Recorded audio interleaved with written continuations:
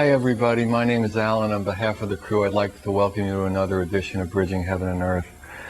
First of all, I'd like to thank you all for all the responses we've gotten about the Bridging Heaven and Earth Foundation, which we talked about a lot before and we'll get into on future shows, and about the Lessia Bridging Heaven and Earth CD, and definitely about this show. We've been getting, calls and emails from right across the country, just inspiring us to continue on to bring all those dreams into fruition. So first of all, I just really wanted to thank you for that. And then, as I was driving over here tonight, and just really since it happened a few days ago, I mean, we're shooting this in the year 2000, but could it have been any other time over the last 10 years, 20 years, 100 years, 1,000 years, that there's some horror going on in Jerusalem? There's some horror going on over one person's first most sacred site versus another person's third most sacred site. One religion's first sacred site and another religion's third, fifth, ninth. I mean, how ludicrous is that going to be? How many years is that going to continue? That we will kill over a site? When are we going to realize that we are the sacred sites, that our life force, our love, each of us, no race, no religion, no color, no creed, no sexual preference, no age, is any less that sacred site? And yet we go on and on and on and on. And for some idiotic reason, beyond reason, we keep killing each other in the name of God, in the name of love, in the name of passion. We'll take this precious human life, strap bombs to it, and go into a ship, or go into a temple, or go into a church. For some reason, there are holy wars throughout history where people who follow the Christ, but they don't follow it the same way. They don't follow it the right way. And in those, we'll have a holy war. I mean, isn't it time that we stop? Isn't it time that we went a little deeper into the connection where we really are all one? Where that love, where that true Father, where that true God connects us all. And it's time that we did that. And tonight's show, once again, is dedicated to that oneness, dedicated to that connectedness of us all. And we have guests whose life's work, through different means, through books, through workshops, through yoga classes, through incredible music and harp playing and flute playing, is to bring that consciousness of that oneness, that love, more into their own lives, and certainly more into all those who are willing to listen. We have Darren John Main with us. He's a spiritual teacher. He's a yoga and meditation instructor. He's the author of Spiritual Journeys Along the Yellow Brick Road, which is an extraordinary book using the characters in The Wizard of Oz as archetypes for us to grow into that love, into that consciousness of the oneness. And we also have with us tonight Ignacio Lopez, who's an extraordinary master world musician and a Paraguayan harpist of just a delicate and powerful presence, who brings that music into a place of openness, into a place of surrender. And we're just honored to have Darren and Ignacio with us tonight. But let's all of us just stop the stupidity. Stop the killing in the name of God, in the name of love. We can come together and collaborate and make everything just such a beautiful experience and such a beautiful place for us all to be here. All of us, every last one of us, has the same life force, has the same God. Whatever we think, we just haven't gone deep enough and we haven't experienced enough. But the time is now to experience that, and hopefully this show of Bridging Heaven and Earth can bring us more into that experience. So please, as we normally do at this time to set a tone, join me in a short meditation, and then we're going to have a show with Ignacio and Darren, and it's going to be really magnificent. So please join me.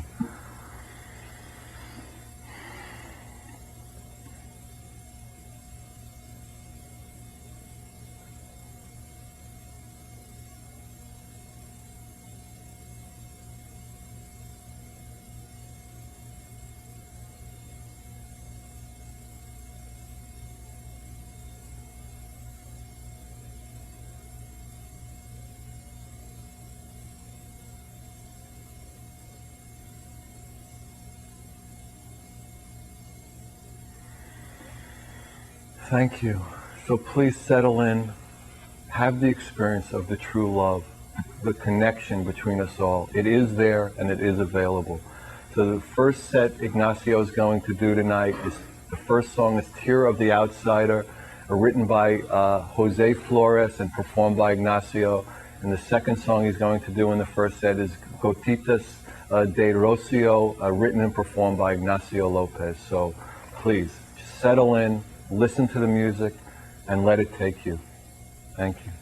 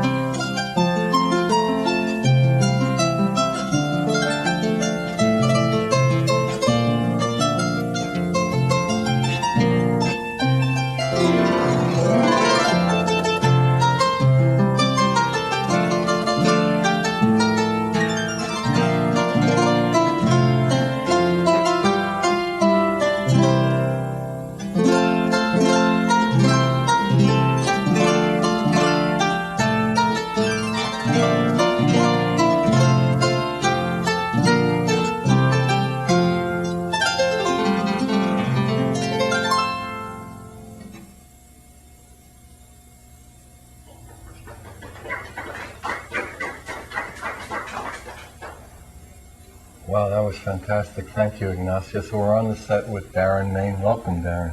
Thank you. So how did you come to connect the spiritual path to the Wizard of Oz? How did the synopsis come into your head like that? The idea, I'd tossed the idea around for a while, seeing the movie over the years, meditating, reading of books, and really identifying.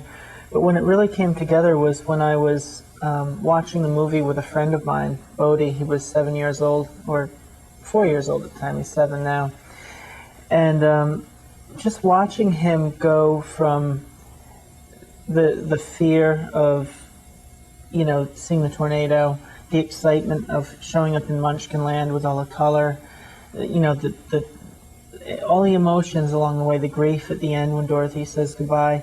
And I started to realize that was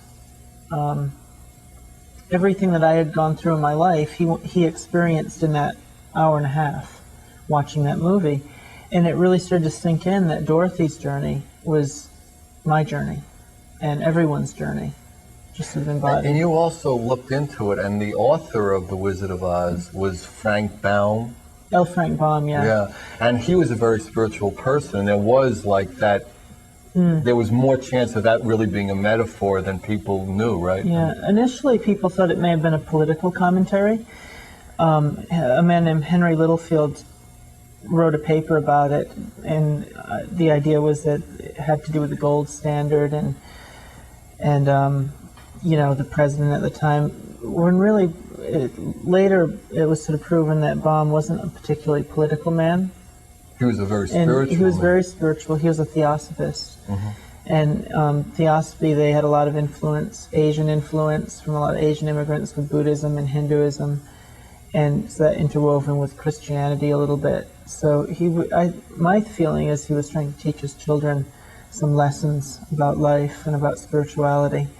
And then in your writing the book, you kind of made each of the characters in each of the scenes like an archetype of a specific movement in the spiritual path, right? I mean, right. I believe that each of the characters are not external characters. Like somebody said, I think my mother's the Wicked Witch.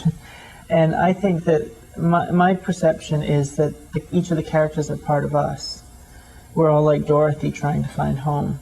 We're like the Tin Man trying to open our hearts. We're like, the Scarecrow trying to open our minds, or out of fear keeping those things shut down.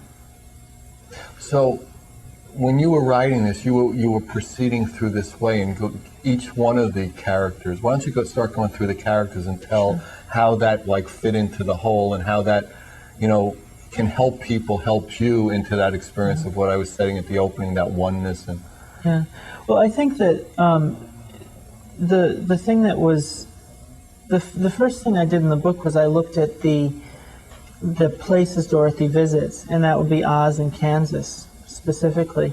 And I really see Kansas as being where family is, where oneness is, where she's whole and complete and feels nurtured and supported. And Oz being just the opposite in a way. I mean, she meets friends along the way, but she's very much alone. She's very much sort of her own unique, separate, to use the words of Scott Peck, rugged individual. And she's sort of on her own in the journey. So my feeling is what she is seeking, what Dorothy is seeking, is to return to Kansas, to return to that experience of family or oneness that you mentioned. The first place she shows up is Munchkin Land, and for me the Munchkins represent the childhood tribe, or the tribe or the group of people that we're born into. And the responsibility of the childhood tribe, or the Munchkins in our lives, is to teach us how to survive in the world, how to function, how to do what we need to do to get by in this world. The Emerald City, on the other hand, which is what Dorothy sort of ventures to within the Land of Oz, is her adult tribe, and the tribe of her choosing as an adult. The road from the Munchkin Land to the adult tribe is really the path of forgiveness, letting go. Because until we start to let go of the things we hold about our parents, about our church, wherever we started off our life, until we sort of move beyond the things we are bitter about in those areas, we just keep recreating them in our lives. So in order to do that, Dorothy finds several friends along the way. And again, each of these characters are part of who we are. The first character she bumps into is, of course, the Tin Man, or the Scarecrow. And the Scarecrow represents the mind and opening our intellect and our cultivating a sense of wisdom. I always refer to learning to dance with each of the characters, since that's what Dorothy sort of does when she meets them. She dances back and forth, and they sing their little song. With the Tin Man, or with the Scarecrow, what Dorothy is really learning to do is first get off her post. And the post is that place that we're stuck at childhood. This is the way things are. You don't think. Sit down in front of this TV, play this video game. Don't think for yourself. Just, this is the way it is. Learn the rules. Learn the rules. Don't break them. Don't question. And so the first thing we do with the Tin Man is we take the Tin Man off the post. We start to take the mind off the back shelf and start to think for ourselves, to develop our own opinions and thoughts and beliefs, to challenge things, and then to really grow on the things that do work. As she moves forward, with the Scarecrow, it becomes more about logic and wisdom and intuition and learning to trust those things. So the Tin Man, I always get them all confused. They all sort of blend together. The Tin Man is really about the heart. And this is, I think, the harder of the three characters to deal with, at least for me. He's rusted, which is the way many of us get when we you were mentioning earlier about the tragedy over in Israel. And we see these things over and over and over again in our little communities and turning on the evening news. And we start to feel like there's nothing I can do. I just got to look out for myself, and we shut down and we rust and we rust and we rust until we're like this Tin Man and we're emotionally frozen. Breaking out the oil can is the process of opening the heart and allowing it to move and express itself. And the Tin Man's ultimate lesson as he moves through the journey with Dorothy is that A, he does have a heart and he does have the capacity to love. And my favorite, I have several favorite sections in the book, but my favorite is the breaking heart, where the Tin Man says, now I know I have a heart because I can feel it breaking. That to me is really, for the spiritual path, what opening the heart is all about. So much of what we do is we avoid emotional pain or discomfort. The discomfort of saying goodbye to somebody, or to ending a relationship consciously, or any number of things. But really that, in my feeling, is the breaking heart. It's not the heart breaking, but the heart expanding, sort of like growing pains. And when we feel that sting, we know that we're growing, we're learning to love in a new way. A more expanded way. Exactly. The lion, who is one of my favorite characters, just because I struggle with all of them at different times, but the lion is the need to find courage. And he's also, I associate him a lot with the body, because many of our fears are around our mortality, around this physical body that gets sick from time to time, that feels pain from time to time, and ultimately dies. And so as we identify with it from time to time, yes, over and over again. Right. And so learning to dance with the lion is about cultivating courage and learning that I like the lion's ultimate journey. How would you define courage in this sense? Well, when the wizard says to the lion at the end, you're under the unfortunate delusion that just because you run from danger, you think you're a coward, and that wasn't so. I think that we have that experience often. We think because once we get on the spiritual path, we'll no longer be afraid. But once we get on the spiritual path, that's where all our fears confront us and slap us in the face. So for me, dancing with the lion is not about denying fear or not feeling fear, but about looking at it and walking into it.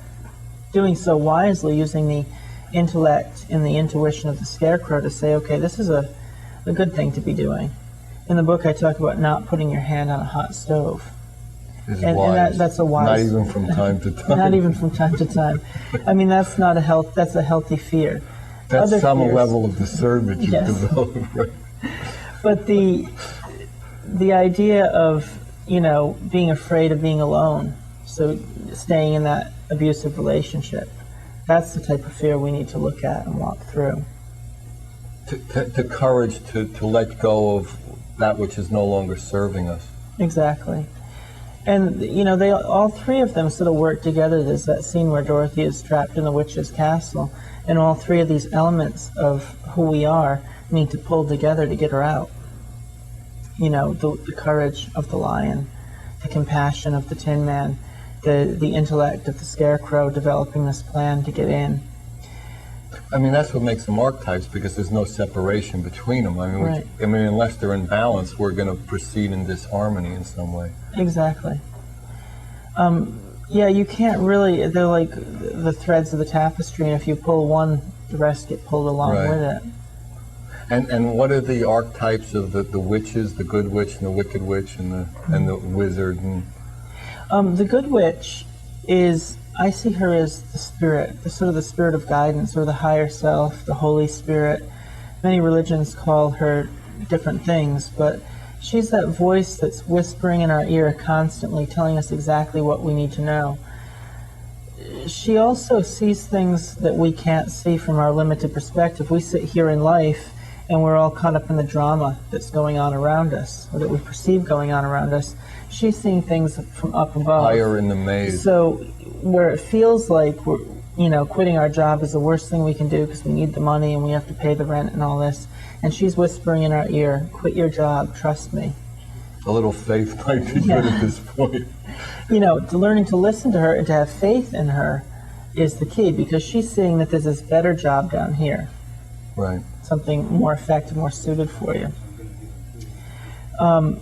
The wicked witch, on the other hand, is the ego, the part of our mind that most of us identify with most of the day, that believes in smallness and separateness. It's basically our small identity.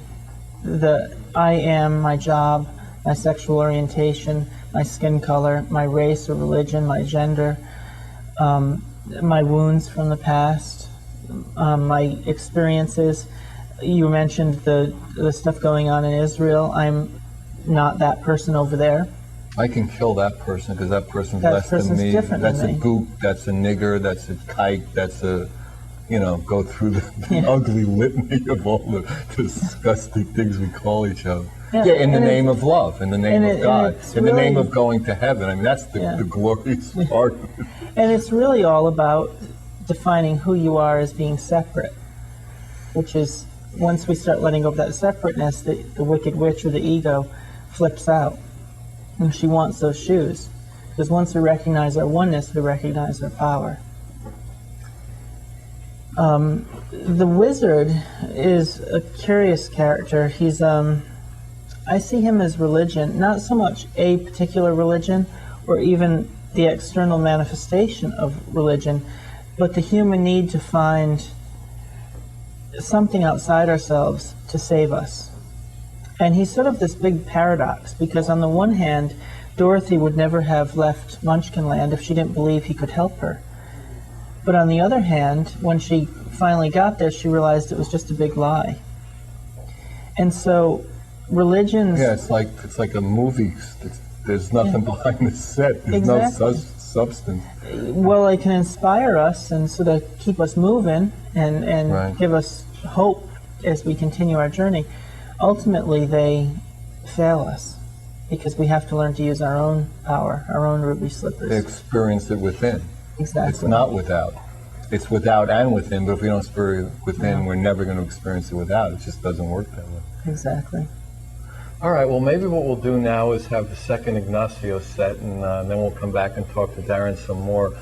So Ignacio's second set, he's going to do 3 pieces, Momento de Tristeza. And we know that I'm terrible on, I'm worse on Hindi names, but this I'm probably not so good either.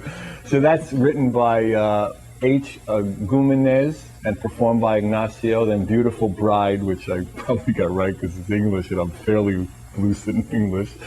That's written, performed by Ignacio, and then Pajara Campagna, written by Felix Perel Carabel and performed by Ignacio. And whoever these people are, forgive me, that's all I could say.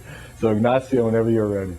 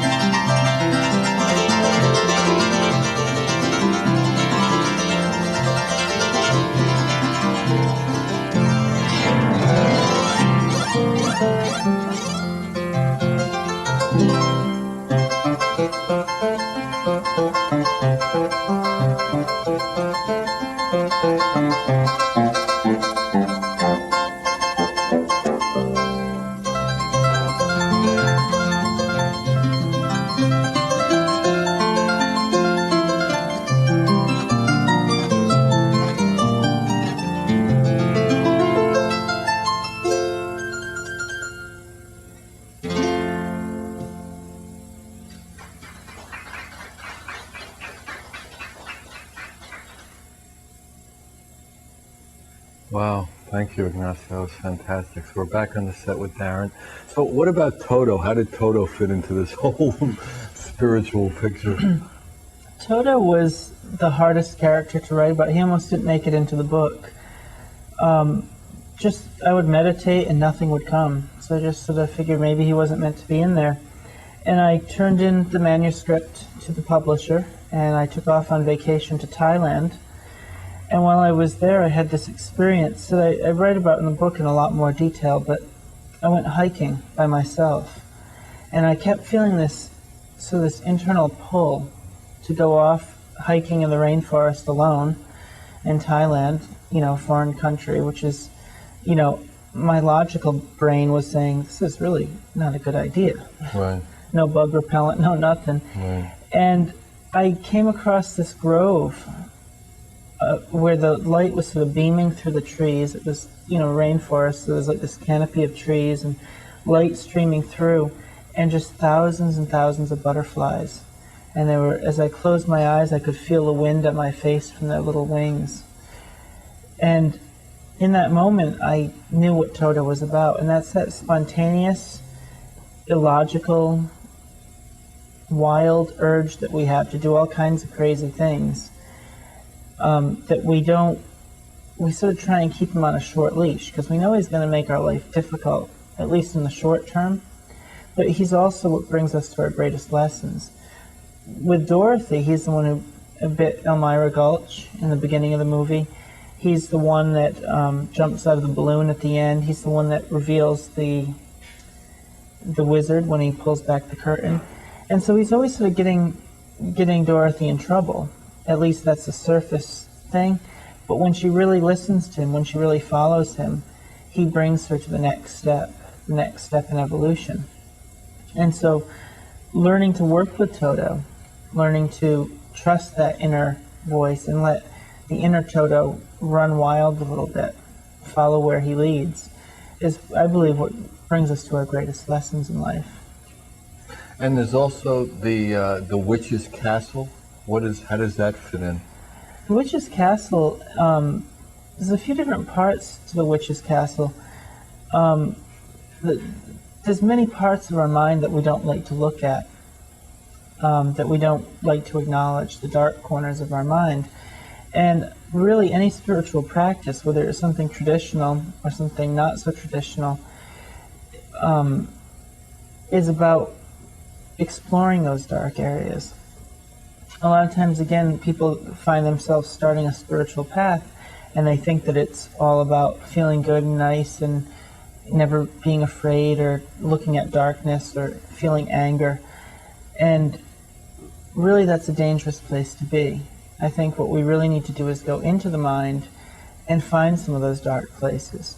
The witch's castle is built up If we in our look head. and see what's there, I mean, we won't have trouble finding them. We don't have to really, I mean, they're there. Yeah. Is the I the think thing it's- at that time. The dangerous thing is if we ignore it and deny it, someone like Hitler can come along and tap into that and use it against us. Whereas if we bring the light of awareness into it, the wicked witch melts, and her allies become our allies. One of the things I wrote about in the book was some of the defense mechanisms that the wicked witch has. When we start to get closer and closer to confronting her and seeing her for what she is, she freaks out. And the first thing she does is she tries to scare us. She's like, don't look there. Give me the shoes, you don't know how to use them. As we get a little closer, she tries to put us to sleep with the poppies. And for me, the poppies represent addiction, whether it's to drugs or sex or food. She uses the poppies to keep us asleep, to keep our scarecrow on the post, dead to the world. If we proceed through the poppies, she tries scaring our tribe. She has us behave in certain ways that might make our adult tribe, the Surrender Dorothy written across the sky. It's the wicked witch in our mind saying, get away from me. I'm dangerous. I'm bad news. Yeah, you'll be isolated. You'll Right. be alone. You have every reason to be afraid now because you're Exactly. alone and you're out there, and all these evil things are. Yeah, she's bad news. Stay away Right. from Dorothy. If that doesn't work and we keep proceeding closer the way Dorothy did, then she sends out the winged monkeys. And there's one line in the movie where she mentions insects. And I believe that the monkeys and the insects are, the monkeys are the bigger things and the insects are the smaller things in life that sort of just peck at us and beat us down and tear us apart.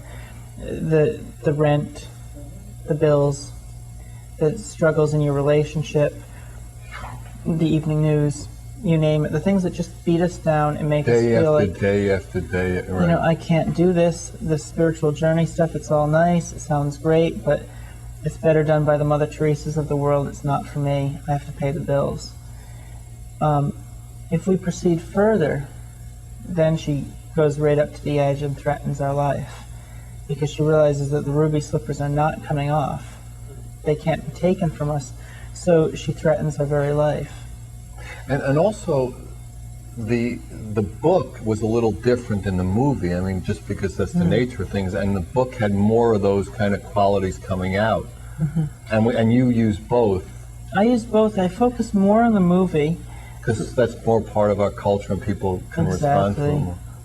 And there were things like the ruby slippers in the movie were actually silver in the book. I mean, those are sort of not big differences, but in the book, Dorothy, Kansas and or Oz is a real place. In the movie, Oz is just a dream. So both fit nicely into different scenarios. I tend to use the movie because I think that's what people are familiar with. And how do you find, I mean, you've been traveling, doing book signings and radio and TV all over the country now. How are people responding to that as a connection and to that as being a tool for their opening their hearts and their experience into that greater love?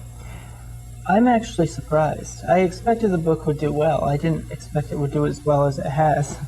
And it continues to. I get emails constantly from people who tell me about the first time they saw The Wizard of Oz, or I got an email not too long ago from a group of people that started a support group out near Palm Springs, California. And it's such a simple story. It's so familiar. I talk about it being like the stealth way of spirit getting a message across. You know, when Jesus or Buddha were asked, tell me how this works, they tell a story. And I really feel like The Wizard of Oz is one of the few stories that originated in our culture, in the American culture. It really gets to that, and people are just really, really tapping into that. And the connection really means something to them, so that once you point it out, they say, oh, oh, that's right. And also, I feel like I need to write a new book, because as I've traveled around, people will say, well, what does this mean? What does that mean? And it's like, oh, wow, I didn't even think of that. So it's interesting to see people come up with their own ideas. In the introduction to the book, I ask people to, obviously read what I have to say, but only use that as a starting point. Right, because it has to be real for them. It's not good enough, It's just real for you. It's like when you get your tarot cards read. It's the same thing, archetypes, symbols, images. And if I read your cards, I'm giving you my interpretation of what the cards say, which is nice and helpful perhaps, but what's more important is what you see in the cards, what it means to you. And so my hope is that people will read the book and then watch The Wizard of Oz again and see if they see it through different eyes. But that has been your experience, that people say that, and that's the emails you're getting and all that. Yeah, most people are saying they go and they rent The Wizard of Oz and they see it in a totally new way. I know people who are using it in schools now, The Wizard of Oz, to teach kids. And the nice thing about it is it's not attributed to one spiritual tradition, so it's not threatening. You can be Buddhist or Jewish or Christian or atheist or New Age or whatever, and it just it's universal. I believe and that would be nice. Imagine that. Yeah, real. And also, you live in the San Francisco area. You also teach workshops and do yoga classes, all in the movement towards the connection. And you find that yoga is another tool for that. Exactly. Well, it's all the same in a sense. Different things appeal to different people. Yoga is getting a lot of buzz. Madonna's doing it, Ricky Martin's doing it, Sting's doing it. My classes are full. I'm happy. But it's a really, I work a lot with the gay community in San Francisco. Particularly, I started when I moved to San Francisco working a lot with the HIV and AIDS community. And the nice thing about yoga is that it really taps into the body and allows us to experience our body in a new way. And for people who have been told that their bodies are bad or wrong, or your immune system is turned on you, it's a really, you can actually turn those things around into a powerful meditation, a powerful transformative experience. So yeah, and I've started teaching just around San Francisco mostly. I've taught in other places I've lived, but since the book has come out and in the months leading up to it, I've started teaching workshops all over the country, and it's really amazing to see. And do you see, like, I mean, you say you're working like in a gay community where there's a certain, because of the resistance to that experience, you know, there's like a tremendous identity with it, that at different points in yoga practice or in the book, that the expansion comes that, you know, more than I'm gay or more than I'm you know, that there's that, you know, I'm a human being, you know, that connection starts to happen, and we all start to come into that expansion. My experience was, it was like any oppressed group of people. I think it's important that first you identify who you are, and then the challenge is to let that go and say, this is just the way I express myself. Right, it's like we're wearing black shirts, it doesn't mean, you know, right, that could be a subgroup, and that could be against the white shirts, and we almost are that stupid most of the time. Yeah. But you're finding that all these tools are being used as a method to lift off into more a bigger world and a bigger expansion. I think people get caught up in, you know, the small things about who we are, the little incidental things. And when you look at the bigger picture, we're all just like Dorothy trying to find home, just like the Scarecrow trying to figure things out up here, just like the, you know, Tin Man trying to open the heart. And we're all struggling to do that in different ways, and some of them are healthy and some of them are not so healthy. But when you come down to that, none of us are really any different. Yeah. At the root. Different gifts wrapped in slightly different wrapping paper. Same gift wrapped in slightly different wrapping paper. And that's the great illusion here, is that we come here as like one energy, one love, and we see ourselves as separate bodies, separate religions, separate species, you know, all the things that we separate out and create all that duality when there is the experience of one, of love. Yeah. And all the tools and all the things you're doing are to bring people more into that experience one way or another. I've also just started writing a column on the internet on holistic health, and I get masses of email. People are just hungry for a better way to live, you know. More harmonious, just to be happier. People want to be happy. Yeah. And if you're feeling separate and alone, it's hard to feel happy. Yeah. And people are very disillusioned with the system, whether it's the healthcare system or whether it's religious institutions. Those things frequently don't serve us well. They make us feel worse than when we walked in the door. And so, you know, the whole holistic health movement, the whole spiritual New Thought movement, you know, Eastern spirituality, and it's all starting to blend together. I just led a workshop for a Christian church. They had a big convention, and they had me come in and speak on alternative forms of spirituality and sort of bridging heaven and earth. Christianity and everything else. But bridging Christianity with you know, yoga and other things, because it's time. It's time to bring it together. And you see that as happening. We were talking, you know, you came to my place earlier today. We were talking about that, you know, you're traveling the world and seeing that movement, that people, those walls are breaking down, and people are having more and more of that experience. Well, I think there's areas that things are breaking down, and there's areas that people are digging their heels in and resisting the change. I mean, when you look at the extreme religious right, they're scared, and they should be. Because the old paradigm, the old way of thinking is changing. the old idea of I'm this and you're that is starting to fall away. Not quickly enough, but it's happening. And so it's going to change, and it will change, and It's happening. People are either embracing that change or fighting it. But your experience is that we get guests, every week from all over the world, and the information we're getting is that they're really surprised, as you were saying, how many people seem to be coming into that experience and that movement. And the most unlikely people possible.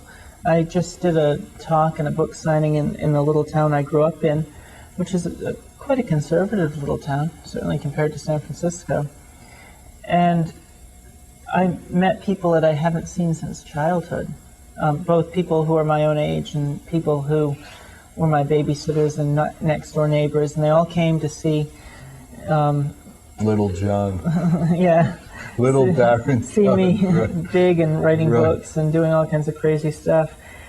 And they came up to me, people who I saw as very closed-minded and conservative at one point, came up to me and gave me a hug, and they were very much into it and really getting it. And some have been taking meditation classes, and some have been doing Tai Chi, and others do yoga now. And I'm like, wow, this little town is changing. That's really fantastic. So I guess, these shows come to an end really fast. And, I just want to, thank Darren and Ignacio.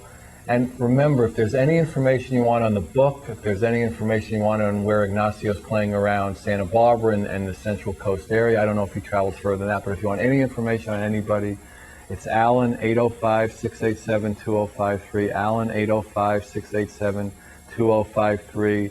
We got an incredible number of fantastic guests coming up. It's all happening. Good night. God bless you. Thank you. Good night.